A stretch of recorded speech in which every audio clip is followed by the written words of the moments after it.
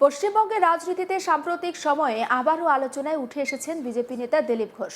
দীর্ঘদিন পর তার সঙ্গে সরাসরি দেখা হয়েছে প্রধানমন্ত্রী নরেন্দ্র মোদীর, এবং সেই সাক্ষাৎ শুধু রাজনৈতিক গুরুত্বের কারণে নয়, বরং একচিলতে রসিকতা এবং ব্যক্তিগত খুনসুটির কারণেও এখন চর্চার কেন্দ্রবিন্দুতে। দিলীপ ঘোষ নিজেই জানিয়েছেন, অনেকদিন পর মোদীর সঙ্গে দেখা হতেই প্রধানমন্ত্রী মজা করে তাকে প্রশ্ন করেন, বিয়ে করলে মিষ্টি খাওয়ালে না তো? রাজনীতির গম্ভীর মঞ্চে এই হালকা মুহূর্ত যেন অন্য একটি ছবি তুলে ধরেছে, কিন্তু এর আড়ালে রয়েছে আরো বড় রাজনৈতিক বার্তা। পশ্চিমবঙ্গের রাজনীতি, বিজেপির কৌশল, তৃণমূল বিরোধী ভোটের সমীকরণ এবং সাম্প্রতিক সংঘর্ষের আবহ। শনিবার ব্রিগেড সভামঞ্চে ভাষণ শেষে দিলীপ ঘোষের সঙ্গে হেসে কথা বলতে দেখা গিয়েছিল প্রধানমন্ত্রী নরেন্দ্র মোদীকে। শোনা না গেলেও বোঝা যাচ্ছিল কোনো একটা মজার বিষয়ে আলোচনা হচ্ছে দুজনের মধ্যে। নিউ টাউনে প্রাতঃভ্রমণে গিয়ে দিলীপ ঘোষ জানান, বহুদিন পর তার সঙ্গে মোদীর সরাসরি দেখা হয় এবং কিছুক্ষণ কথা বলার সুযোগ পান তিনি। আর সেই সময় প্রধানমন্ত্রী নাকি হালকা মেজাজেই প্রশ্ন করেন তার বিয়ে নিয়ে। দিলীপ ঘোষের কথায়, মোদীজি জানতেন আমি বিয়ে করেছি, আমাকে দেখে বললেন, বিয়ে করলে মিষ্টি খাওয়ালে না তো? সবাই তো বিয়ে করলে মিষ্টি খাওয়ায়। এই মন্তব্য স্বাভাবিকভাবেই একটা হাসির পরিবেশ তৈরি করে। দিলীপ ঘোষও মজা করে জবাব দেন, আমি বলেছি ইলেকশনের পর মিষ্টি খাওয়াবো। রাজনৈতিক কর্মসূচির মাঝেও এমন মুহূর্ত অনেক সময় নেতাদের ব্যক্তিগত সম্পর্কের দিকটি তুলে ধরে। কেন এতদিন মঞ্চে দেখা যায়নি দিলীপ ঘোষকে? রাজনৈতিক মহলে একটা প্রশ্ন উঠেছিল, প্রধানমন্ত্রী যখন একাধিকবার পশ্চিমবঙ্গে এসেছেন, তখন কেন দিলীপ ঘোষকে অনেক সভাতে দেখা যায়নি? এই প্রশ্নের জবাবে তিনি বলেন, যখন আমাকে দরকার হয় তখন পার্টি ডাকে, তখনই আমি যাই। ব্রিগেডের সভা ছিল সারা পশ্চিমবঙ্গের সভা, সেখানে সব নেতারাই ছিলেন, আমাকেও ডাকা হয়েছিল, তাই আমি গিয়েছিলাম। তিনি আরও বলেন, সেখানে বিশেষ গুরুত্ব পাওয়ার বিষয় নয়, বরং অনেকদিন পর দেখা যাওয়ায় মোদী তার সঙ্গে একটু আলাদা করে কথা বলেছেন। রাজনীতির অন্দরমহলে আরেকটি জল্পনা চলছে, দিলীপ ঘোষ কি আবারও খড়গপুর থেকে প্রার্থী হতে চলেছেন? এই প্রশ্নের জবাবে তিনি সরাসরি কিছু বলেননি। তার বক্তব্য, খড়গপুরে বা পশ্চিমবঙ্গের কোথায় কে প্রার্থী হবেন সেটা ভোট ঘোষণা হলে সবাই জানতে পারবেন। এই উত্তর থেকে স্পষ্ট, বিজেপি এখনই প্রার্থী তালিকা নিয়ে প্রকাশ্যে আলোচনা করতে চাইছে না। শুনে নিন দিলীপ ঘোষের বক্তব্য। অনেকদিন পরে মোদিজির সঙ্গে দেখা হলো, সামনাসামনি কথা বলার সুযোগ হলো। আমি বিয়ে করেছি জানতেন, জিজ্ঞেস করলেন মিষ্টি খাওয়ালে না, তুমি বিয়ে করলে, লোকে তো মিষ্টি খাওয়ায়, একটু হাসি মজাক হলো আর কি। আপনি কি বললেন? আমি বললাম যে ইলেকশনের পরে খাবো। দাদা, অনেকদিন পর মঞ্চে মোদি তো একাধিকবার এসেছেন এবং তারপরে আপনাকে সেখানে দেখা যায়নি। ক্রিকেটে আপনাকে দেখা গেল এবং সেটা প্রতীক্ষাও রাখলেন আপনি। যখন আমাকে দরকার হয়, ডাকা হয়, তখন আমি যাই। পার্টি আমাকে ডেকেছে, আমি গেছি। এটা তো সারা পশ্চিমবাংলার সভা ছিল, সমস্ত নেতৃত্ব স্থানীয় লোকেরা ছিলেন, আমাকেও ডাকা হয়েছিল, আমি উপস্থিত ছিলাম ওখানে। মঞ্চে তো আলাদা করে আপনাকে গুরুত্ব দেওয়া হলো, দেখলাম আমরা প্রায় 7 থেকে 8 কথা হলো। গুরুত্ব দেওয়া নাই, সবাই ছিল, সবার সঙ্গে কথা বলছিলেন। যেহেতু আমার সঙ্গে অনেকদিন পরে দেখা হলো, তাহলে কি সেজন্য আমাকে একটু বিশেষভাবে কথা বললেন উনি, এর বেশি কিছু না। তা হয়। তাহলে কি খড়গপুরে প্রার্থী দিলীপ ঘোষকে আবার? খড়গপুরে কী হবে, সারা পশ্চিমবাংলায় কে প্রার্থী হবে, এটা যখন ঘোষণা হয়ে যাবে তখন জানতে পারবেন। শনিবার 14ই মার্চ মোদীর সভার দিন কলকাতার গিরিশ পার্ক এলাকায় বিজেপি এবং তৃণমূল কর্মীদের মধ্যে সংঘর্ষের ঘটনা রাজনৈতিকভাবে উত্তেজনা বাড়িয়ে দিয়েছে। এই ঘটনার পর তৃণমূল নেতা কুণাল ঘোষ অভিযোগ করেছেন, বিজেপি বাইরে থেকে লোক এনে হামলা চালিয়েছে।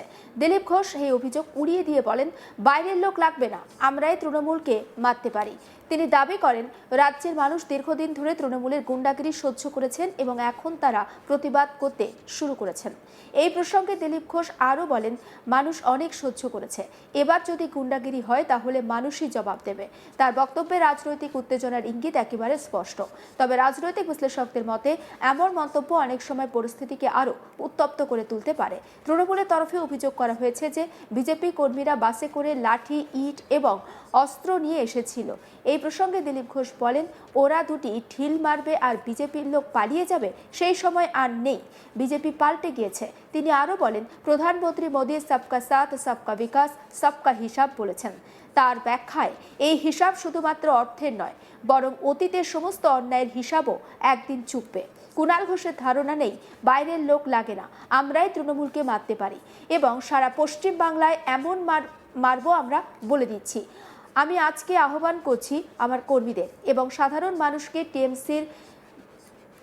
টিএমসিদের মারার কথা বলছি, দাদাগিরি লুটপাট অনেক সহ্য হয়েছে আর নয়, এরকমই মন্তব্য করেছেন দিলীপ ঘোষ। এবং তিনি ঠিক কী জানিয়েছেন শোনাবো। কুণাল ঘোষের ধারণা নাই, বাইরের লোক লাগে না, আমরাই টিএম পারি এবং সারা পশ্চিমবাংলায় বলে দিচ্ছি। আমি আজকে আহ্বান করছি আমার কর্মীদের এবং সাধারণ মানুষকে, টিএমসির গুন্ডাগর্দি, দাদাগিরি, লুটপাট অনেক সহ্য করেছে মানুষ। আমরা সামনে আছি, আমরা শুরু করেছি, আপনার হাত লাগান।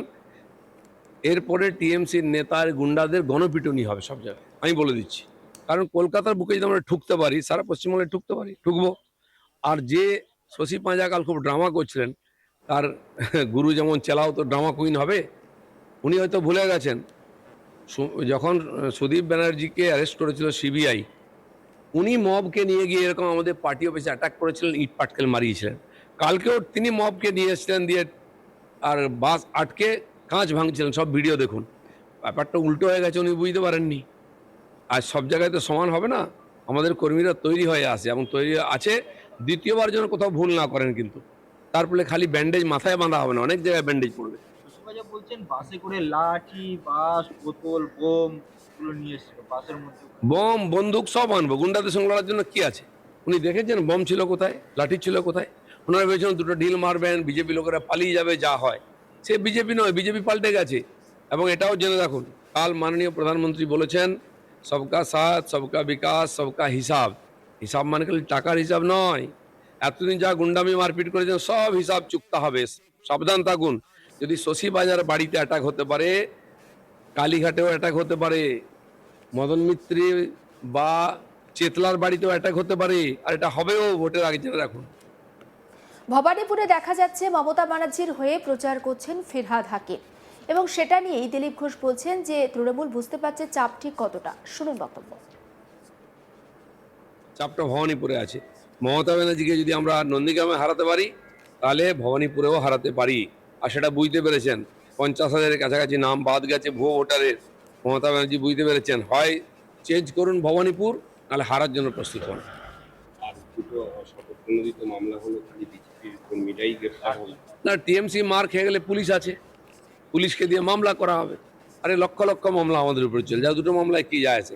কিন্তু আমি পুলিশের বন্ধুদের বলে দিচ্ছি, এই মামলা হামলা বন্ধ করুন। আপনাদের যে ডিএ আটকে গেছে না, বিজেপি যদি ক্ষমতায় আসে তখনই ডিএটা পাবেন, নাহলে সারা জীবন বিনা ডিএতে চামচাগিরি করতে হবে। পুলিশকে তো মার খেতেই হবে, কারণ পুলিশ আর টিএমসি গুন্ডার মধ্যে কোনো পার্থক্য নেই। সামনে যে যাবে তাকে ইটের টার্গেট হতে হবে। দিলীপ ঘোষ আরও বলছেন যে ফিরহাদ হাকিম তিনি বলেছেন যে মন্ত্রী মার খেয়েছেন, শশী পাজা মার খেয়েছেন, এর জন্য প্রত্যেকে তার দাম দিতে হবে। এ প্রসঙ্গে দিলীপ ঘোষের মন্তব্যটা শুনুন। আরে মহিলা মন্ত্রী কি পুরুষকে মারবো? টিএমসি তো সবই মহিলা, নেত্রী মহিলা, বাকিরাও মহিলা। পুরুষ আছে নাকি কেউ? ওখানে মহিলারাই পুরুষ। কারণ এই শশী পাঁজা বারবার অ্যাটাক করতে যান লোক নিয়ে, আই ঠাঙ্গানি খেয়ে গেছেন। কি ড্রামা দেখছিলাম, চুল টুকুল উস্কো খুস্কো করে, কিচ্ছু হয়নি। অন্যান্য সমস্ত খবরের আপডেট পেতে নজর রাখুন আজ তাক বাংলায়। সাবস্ক্রাইব করতে ভুলবেন না।